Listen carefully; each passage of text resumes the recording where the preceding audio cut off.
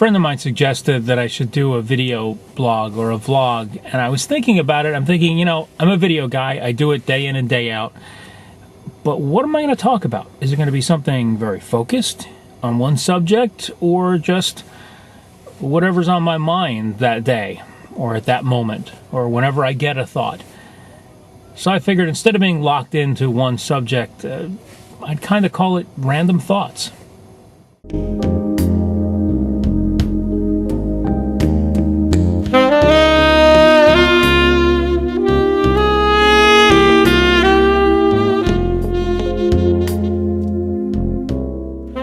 Random thought for today is pretty much a response to the Blog Cabins post about knowing your neighborhood.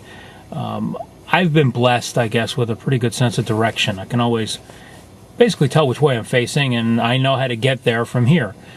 I travel about 35 miles one way every day to work, and with traffic that takes about an hour.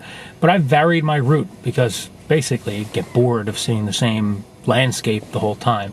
So one way maybe a little bit longer, goes a little bit further through the country. The other way is the more direct route.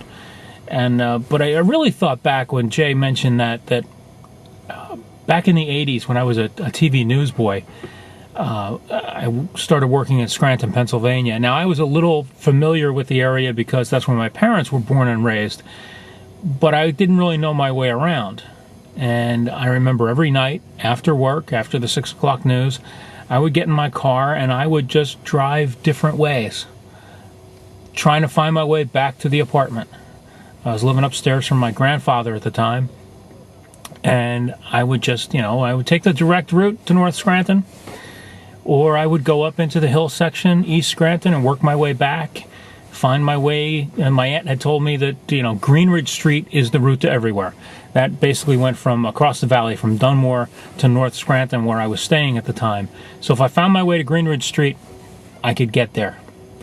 So I did that, but it was good because I got to know the neighborhoods. And I mean, every day as a reporter, I was going out and I was finding different places, but usually the cameraman drove. I mean, I was the reporter. We worked in two-person teams, and that's back when we had, big 3/4-inch decks and big 3-tube cameras, days before the camcorders. So we would help each other carrying the equipment, but I'm getting completely off track here. Like I said, random thoughts. So I guess basically what Jay said is right.